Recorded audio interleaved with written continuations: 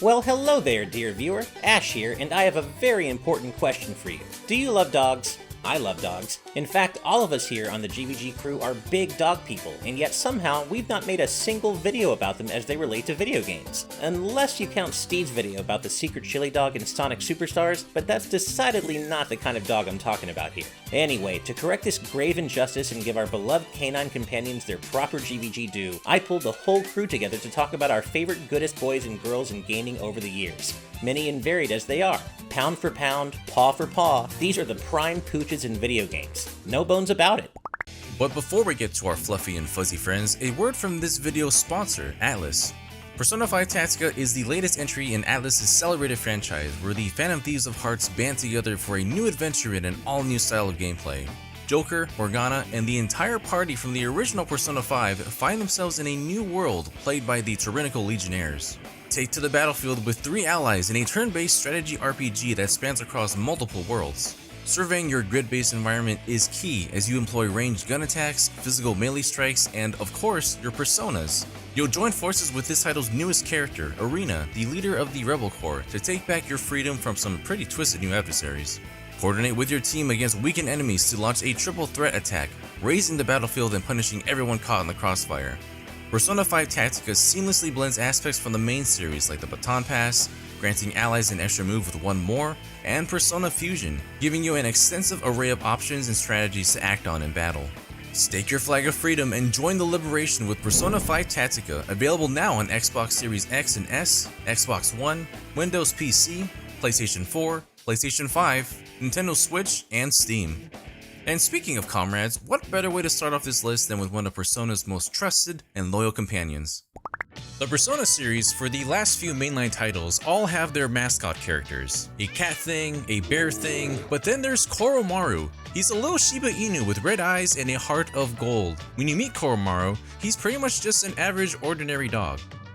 His whole personality is based on Hachiko, the famous dog in Japan who waited for his owner to return to the same train station every day for 10 years. That loyalty inspired people, and as we can see, also inspired characters in stories like this. This reflects Koromaru's own story as he stays at his master's shrine to protect it. Later in the game, you discover him very injured by a shadow that escaped Tartarus during the Dark Hour. Seeing that he actually fought off this shadow from his master's shrine, the team deduced that Koromaru is in fact a Persona user and joins the party. I love that with every iteration of Persona 3, you can interact more and more with Koromaru. In Portable, you can have a social link with him, and in Reload, it looks like you can have several interactions with NPCs and NPDs. That stands for non-playable dogs. It looks like he's going to have so much more characterization in the remake, and I'm excited for people to experience who is clearly the best mascot in the series. His persona, by the way, is Cerberus, so you get sort of a 2-for-1 deal with Koromaru. Or is it technically a 4-for-1? I don't know, and I don't have enough hands to pet them all at once. It would be no exaggeration to say that dog from Resident Evil 4 is the most important character in the entire game. This is one of the very first characters you see in the game, and if you're a monster, you can choose not to help the dog and leave it to suffer in a bear trap, but if you're a good person, you can free it. The dog will repay the favor by taking on El Gigante with you. Now you are a dog and man duo, just as the world intended. Dogs are stronger than shotguns. Of all the dogs on this list, Chomp from GTA 5 is probably the worst. Now, don't get me wrong, he's a good boy. He's a real good boy. But his people are not good, and because of that, he will do some pretty awful things. If you want to go for a drive-by, Chomp is coming along. If you get in a gunfight in the street, Chomp is going to maim or kill the person that you're fighting against. But if you just want to throw a ball around, he's game for that too. Of all the dogs on this list, I think Chomp is the only one that would sell you a gun if he possessed opposable thumbs. So I'm just gonna say he's a good boy. Please don't kill me, Chomp. Man, I can't think of a dog more deserving than Richard. Oh, who's Richard? He's that dog. No, not that one. Nope, still wrong. Not that one either. He's that dog. That's right. This handsome devil of a dog hates his owner, but he loves you. This is the kind of dog you wish you could take from your crappy neighbors. Too bad Link gives him back in exchange for a heart piece. I'd never do that to Richard. What sets him apart from the other dogs in Ocarina of Time? Well, he has a name. It's Richard! I think you're just obligated to love a dog named Richard. He's even got his own Ocarina wiki page. Amaterasu, or Ami for short, may well be the goodest girl of all. She's literally the goddess of the sun reincarnated into the form of a majestic white wolf, and devotes her holy existence to spreading light across the land of Nippon and bringing peace and good fortune to all its inhabitants. As a god embodying the might of the rising sun, she wields various divine instruments in battle and uses her celestial brush to conjure miracles like wind gusts and streams of fire into the world at will. With a kind heart, a nose for mischief, and the most epic victory howl you've ever heard, you couldn't ask for a better companion. Just don't tell her to take a bath or get between her and her cherry cakes. If you have played Undertale, you know that there were a lot of dogs to meet.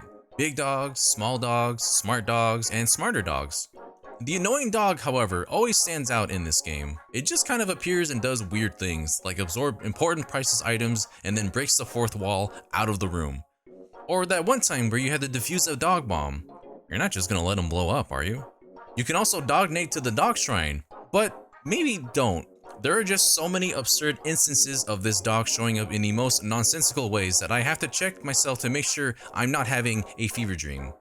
It is also essentially the avatar of Toby Fox himself, who aggressively runs you over in Deltarune Chapter 2 in a Fisher-Price plastic car.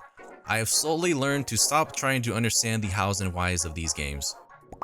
Is Dog from Half-Life 2 really a dog? Yeah, I mean, he plays fetch.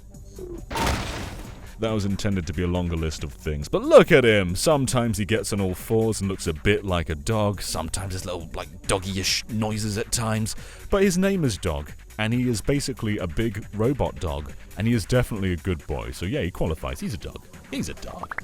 Good old Oatchi. Oatchi is the answer to the question, what if dog, but also plant?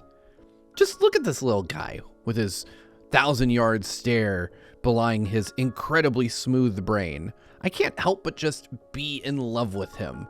Oatchi does whatever you want, whether it causes him harm or not. He is the most loyal, goodest boy ever, and I love him so much that I named my real dog after him. Sure, he's only got 2 legs. Sure, his tail is a leaf. Sure, his face might be a little bit unsettling, but don't tell me you don't love him. Okay, look, there'd be a lot of spoilers if I got into how good of a boy Torgal is. He's so loyal to his family. Dare I say, he may be one of the most loyal pups on this whole list. But not only is he a loving boy, he's also a fierce, angry, dangerous boy. Clive can command him in battle for some sick-looking combos. And when you're not fighting, you can pet him. There's a wonderful side quest near the game's end that solidified Torgal as one of my all-time favorite game dogs. Don't miss it. The loyal partner of Shadow, Final Fantasy VI's mystery-shrouded ninja, Interceptor remains by his side everywhere he goes. And we mean everywhere. Interceptor is more than happy to assist his partner in battle by blocking, or is that intercepting, physical attacks against Shadow. He can also turn the tables on Shadow's attacker with 2 counterattacks of his own, Takedown and Wild Fang. Now, according to Shadow, Interceptor also eats strangers, but considering he's never shown in-game to have hunger pangs for random passersby, we're sure this is just a threat to keep others away. Well, pretty sure. Animal Crossing is known for its very chill vibes and inviting atmosphere. You can wrap up every single long busy week by taking a break in front of Town Hall and visiting one of my favorite pups, KK Slider, for a live concert with friends. There's a lot of good dogs in Animal Crossing, but KK quite literally brings a mood that no one else can. He's just such a chill and down-to-earth dog, living for his music. He used to be playing tunes outside the front of a train station, to the inside of a cafe, to having his own venue in New Leaf where you could jam with him as DJ KK. In New Horizons, he's established himself as a known entertainer, but newcomers to the series wouldn't know what humble beginnings he came from. If you create all the facilities in the Happy Home Paradise DLC, DJ KK can also make an appearance and have the biggest raving party that the series has ever known. I also just love all of the art made of him on his album covers, paying homage to a lot of famous artists and albums from in the real world. There's just one thing that I question. He's the only character in the series who doesn't really wear clothes, isn't he? No shirts, no pants, just au naturel. His music is free and so is he. Ah, Poochy, you've disrupted my organization skills. Do you put Poochy in Yoshi's Woolly World next to Yoshi's New Island? Or do you put it on P? Do you put it next to Pokemon and not Yoshi's New Island? Look what you've done, Poochy. Poochy is Yoshi's doggy companion, who you can ride around, use to get to really high places, and more importantly, own in a very cozy yarn form. You can hold a Poochy, and there were so many cool Yoshi and Poochy shorts they released. It's adorable stuff. Look at him. How can you not love Poochy? There's also Poochypups, which implies that Poochy has done the deed. Poochy Fs. Poochy Fs all over the place. Stop effing, Poochy! God! Parappa the Rapper is unquestionably the coolest dog in video games. Just look at him. That snazzy orange beanie, the baggy jeans, those hip red sneakers. But as much as we love Parappa's gleefully 90s fashion, that isn't why he's one of gaming's best dogs. Nah, it's the way he channels his infectiously positive attitude through his equally infectious rapping, which he does better than the rest of them, the best of them, tougher than leather. Sorry, wrong game. Anyway, Parappa's unfailing belief in, well, believing, both in himself and those around him, makes him easy to love and even easier to root for. Say it with me now, you gotta believe! Repede is an interesting one. In the Tales of series, he is the first quadruped to ever be a playable party member in the mainline series. At first glance, he might look a bit rough around the edges. He's constantly holding that pipe in his mouth, he's got a scar, uses a dagger for a weapon, and has a very sharp gaze. But he's very loyal to our main character Yuri, friendly to those he trusts, and also kids who like dogs. One of the running gags of the story is Repede will not accept Estelle's head pats. She is devastated every time, and I would be too. He's super nimble in battle and is the only one who can steal from enemies. For the vast majority of the story, whenever you have Yuri in the party, you'll usually have Repede following along. He carries himself in a very dignified manner and is treated like a completely full party member, down to being in skits with the others to impart his wisdom. It's usually like one bark. It might just be me, but I feel like I've seen this doggo design somewhere before. You know I love Monster Hunter. So I'm here to shill Palamutes at you. Shill is an exaggeration though. These pups don't need me to sell them to you. Your hunter can ride on them to travel far distances at breakneck speed. And when you're not riding along, they fight right alongside you in combat. They can even use supportive skills to give you that extra edge. When you're not out hunting, you can dress them up in your favorite doggy armor sets and give them your favorite doggy weapons. And while in the hub, you can even play with them. You can give them belly rubs, test their patience by placing a treat on their nose, or have them sit pretty to take a photo. I love these guys. Ah, a Duck Hunt. Just as I remember it. Oh wait, this is Dreams. Duck Hunt is one of the most famous NES games, quite frequently being bundled with the original Super Mario Bros. If you've got an old school CRT and a zapper, then you likely spent a long time shooting little ducks, and sometimes you would miss, which led this guy to humiliate you.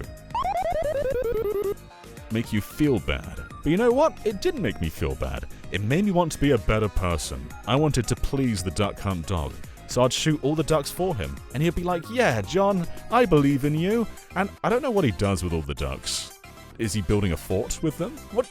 I don't want to see that. Duck Hunt dog, please stop this. I don't like this tower of corpses. I don't want to enable your behavior. I'm not shooting any more ducks, okay? I'm not shooting any more! King may only play a minor role in the event of Earthbound, but like all good dogs, he's praiseworthy all the same. Thoroughly loyal, he's been with Ness's family since before Ness was even born, and though he may be getting on in years by the time we meet him in Earthbound's opening hour, he nonetheless joins Ness on a middle-of-the-night search for his no-good neighbor Porky's little brother. And while it's true he gets spooked enough to run back home toward the end of said search, he still fights bravely alongside Ness in battle while he's around, unlike the cowardly Porky. Boney is our precious boy and Lucas's canine companion of Mother 3. He can't use PSI attacks and thus isn't as capable as your human party members, but he does have the highest speed. He can also give the enemy a good sniffin to expose their enemy weaknesses. That is more important than you think. Boney may not be able to speak per se, but we can see his inner voice and he can communicate with the PSI users like Lucas every now and then during the story, so we do get some characterization for him. He also plays a very convincing human that can shake like the best of them. That hat and shirt outfit kills me every time. He just learned to be bipedal for the sake of his friends. Truly one of the best boys of our time. I knew that my heart was sold on Boney during the pouring rain sequence where he's running through the forest to fetch Duster. It's just so cinematic and cool. It really is a game bigger than the platform that it's on. Missile from Ghost Trick is a damn good boy. Ghost Trick got re-released earlier this year. Please Play It is one of the greatest games of all time, and that is in no small part attributed to Missile. Legitimately one of the best characters ever. Missile, unfortunately, does not become an alive dog, and follows you into the world of the dead. They are one of your few companions throughout this entire journey, and they are the most dependable of all. Missile has so many great pivotal moments, and truly is one of the deepest characters in the game, and I mean that very seriously. Missile has a lot to them. Hey, it's Brandon again, and that means we're going to talk about Monster Hunter more. This time the dog in question is more a monster than dog, but he does have dog in his name. This is Odogaron. He's a fanged wyvern who just wants to play with his food. He's fast, ferocious, and super cool. He's not very fuzzy, as his scales look a whole lot like bare muscle tissue. Nothing creepy about that. He may be dangerous, he may even kill you, but he's still a good boy. Rush isn't just man's best friend, he's Mega Man's best friend. The most loyal and faithful of companions, Rush has remained steadfast by the Blue Bomber's side for over 30 years now, ever since his introduction way back in the NES's Mega Man 3. In that time, he's proven indispensable in the fight against Dr. Wily in ways as diverse as they are many. Sometimes he becomes the Rush Coil, turning into a springboard to propel Mega Man to new heights, and at others he morphs into the Rush Jet or Rush Marine for long-distance air or underwater travel. He can also sniff out hidden items, turn into yet other vehicles like a motorbike or race car, and even reform himself into a set of super armor for Mega Man to wear, augmenting the super fighting robot's strength even further. When it comes to sheer adaptability and utility, no one has Rush beat. Pun mega intended. Is Chain Chomp even a dog? I mean, yeah, you walk him in Link's Awakening, and he goes woof, woof, woof. So I think that's basically the list of what makes a dog, right? Chain Chomp is such a lad. Look at him, holding a tennis racket in his mouth with a little hat on his head. I want to give him my wallet. Take it. Buy yourself something nice, Chain Chomp. Sadly, in most games, Chain Chomp is tied to a post with no owner in sight. Just thinking about it brings a tear to my eye. But if you stand there for 174 in-game timer seconds, the Chain Chomp will become free. Yes, be free, my boy. No, don't come for me. While the vast majority of ghosts Mario's younger brother encounters in his own series would love nothing more than to drag Luigi into the afterlife with them, there's one adorable exception, the paranormal pooch Polterpup, who will in fact lick Luigi back to life if he loses all his health. Now if that's not a good dog, we don't know what is. Introduced in Luigi's Mansion 2, formerly known as Luigi's Mansion Dark Moon, Polterpup starts off as a bit of a nuisance, mischievously stealing keys Luigi needs to proceed. But the two bond before long, and in Luigi's Mansion 3 they've become inseparable, with Polterpup acting as a helpful tutorial guide and even saving Luigi's bacon, B-A-C-O-N, more than once. This is definitely one pup you want by your side in this life and the next. Look, I don't like hitting dogs with swords, and Great Grey Wolf Sif is no exception. In fact, I feel very bad doing this. All he is trying to do is protect his master, so like any good dog, he puts a giant sword in his mouth and tries to hit anyone who comes near them. This is an incredibly tough fight, not necessarily because of the difficulty, but because as it goes on, the dog starts limping more and more. In fact, if anything, it gets easier as it goes, but emotionally, it gets devastating. You're wailing on this dog and you can see that you are harming it. It is near death, but still you must wail on, for if you don't, there is no more game. Grey Wolf Sif has one of the saddest stories in all of Dark Souls, and I just feel so bad whenever this part comes up. As Sigma's trusted guard dog in the original Mega Man X, Velguarder may technically be a villain, but you can't blame him for that. It was Sigma himself who oversaw his production after all. Affiliation aside though, Velguarder is definitely a good boy in the sense that he's more than happy to use all of his considerable firepower to guard his creator. Not only is he fast and agile, with the ability to leap to and from walls, he can also breathe fire and shoot balls of electricity. Who knows? Had Sigma never gone Maverick, perhaps Velguarder's abilities could have been turned toward a just cause. Either way, you sure can't question his loyalty to Sigma. Diamond Dog, D-Dog from Metal Gear Solid 5 The Phantom Pain. Snake is not exactly one to have companions on his missions, very much a lone wolf. However, in The Phantom Pain, you can come across a puppy who you can raise to be a full-on companion who comes with you on any mission you like. They can distract enemies, attack enemies, and of course, they've got an eye patch. I don't know what it is, but dogs just look really cool with eye patches. I would trust this dog with my life. Silent Hill 2 is one of the best survival horror games ever made. All these years later, and I'm constantly thinking about this game. There's so many core psychological elements that stick with you, and chief among them is the Shiba. This dog is apparently called Mira, and it comes from an optional ending where basically it turns out this dog has been controlling everything all along. It's been pulling levers and pressing buttons, and that's what's caused all of Silent Hill 2 to happen. I'm pretty sure this is the canon ending. I don't acknowledge the true ending. This is the true ending. It was all a dog. Mira was causing all of this. What's better than normal Link? Doggy Link. Twilight Princess Link is one of the best of all the Links. He gets topless, and he becomes a wolf. As normal Link, you can roll to get around a bit faster, but as a wolf, you can dash, or as I like to call it, the bark button. Because yes, it does make you a bit faster, but it also makes you go. So for me, it's not about getting around faster, it's about getting around barkier. And when you're Wolf Link, Midna no longer hides in your shadow and rides on you front and center, and anything that puts Midna in the spotlight is worthy of being on the list.